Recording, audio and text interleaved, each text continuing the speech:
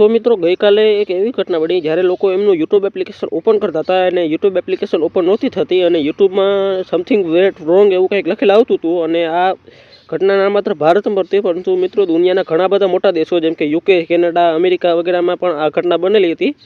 દુનિયાના ઘણા દેશોમાં યુટ્યુબનું સર્વર ડાઉન થઈ ગયું હતું અને આ પાછળના મુખ્ય કારણો શું હતા અને આવું શા માટે થયું હતું અને આનો કારણો બધા શું હતા એ બધા જ મિત્રો આના વિડીયોમાં જણાવીશું. તો ખાસ આ વિડીયોમાં બને રહેજો અને આ વિડીયોમાં છેલ્લે સુધી જોતા રહેજો, તમને ઘણી બધી માહિતી મળશે. તો યાર તમને આ વિડીયો જરા કે પસંદ આવ્યો હોય તો વિડીયોને લાઈક કરજો અને ચેનલ નવા આવ્યા હોય તો ચેનલને સબસ્ક્રાઈબ કરજો. તો ચાલો ગાઈસ આ ઇન્ફોર્મેટિવ વિડીયોને આપણે શરૂ કરીએ. તો વાત જાણીએ એમ હતી ને મિત્રો કે યુટ્યુબમાં ગઈકાલે એવું બન્યું કે અચાનક જ આખી દુનિયાનું સર્વર ડાઉન થઈ ગયું હતું. યુટ્યુબમાં અચાનક કંઈક એવું થયું જેના કારણે આખી દુનિયાનું યુટ્યુબ છે બંધ થઈ ગયું હતું. દરેક જગ્યાએથી જ્યારે લોકો યુટ્યુબ ઓપન કરતા હતા ત્યારે એમાં જે બ્લેક સ્ક્રીન આવતી હતી અને બ્લેક સ્ક્રીનમાં માત્ર એવું લખેલું આવતું હતું કે સમથિંગ રોંગ વેટ અગેન એવું કંઈક લખેલું આવતું હતું. અને આવી ઘટના મિત્રો ઇતિહાસમાં પહેલી વાર બની છે કે યુટ્યુબ જેવી મોટી એપ્લિકેશન જે આખી દુનિયામાં એકસાથે ક્રેશ થયું હોય, એકસાથે યુટ્યુબ સાથે આવું થયું હોય એવું પહેલી વાર બન્યું હતું મિત્રો. એટલે કદાચ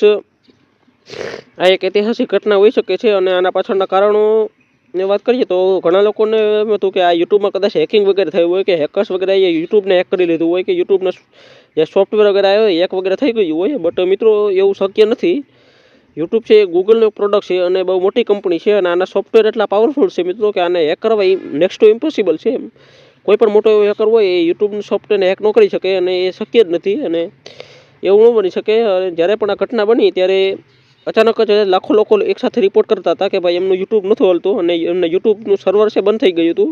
એમને વિડીયો સજેસ્ટ નહોતા કરતા અને જે ટ્વિટર છે જે અત્યારે એક્સ બની ગયું છે, ઇલોન મસ્કે જે એનું નામ એક્સ કરી નાખ્યું છે, એમાં અચાનક જ હેશટેગ ટ્રેન્ડ કરવા માંડ્યું. યુટ્યુબ ડાઉનનો હેશટેગ છે ટ્રેન્ડ કરવા માંડ્યો તો ટ્વિટરમાં પણ હોબાળો થઈ ગયો હતો કે થોડી વાર માટે. બટ એ મિત્રો યુટ્યુબની ટીમે જે ઓફિશિયલી કન્ફર્મ કરી દીધું છે કે આ એક રિકમેન્ડનું બગ હતું.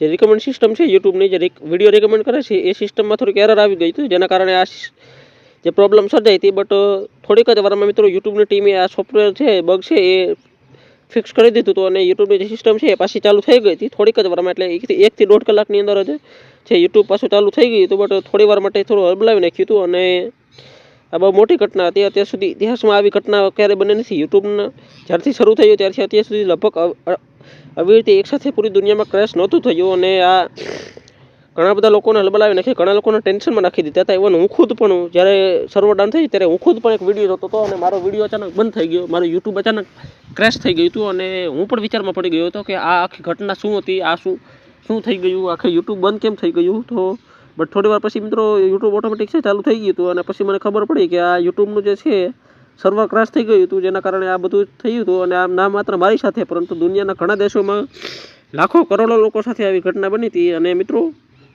તમારી સાથે પણ આવું થયું હતું કે નહીં અને યુટ્યુબ ડાઉન થઈ ત્યારે તમારું રિએક્શન શું હતું કમેન્ટમાં જણાવજો. અને મિત્રો આ વિડીયોમાં એટલું જ. વિડીયો પસંદ આવ્યો હોય તો વિડીયોને લાઈક કરજો, ચેનલ ઉપર નવા આવ્યા હોય તો ચેનલને સબસ્ક્રાઈબ કરી દો કારણ કે આવા જ વિડીયો આ ચેનલમાં આવતા છે. તો thank you for watching, bye bye.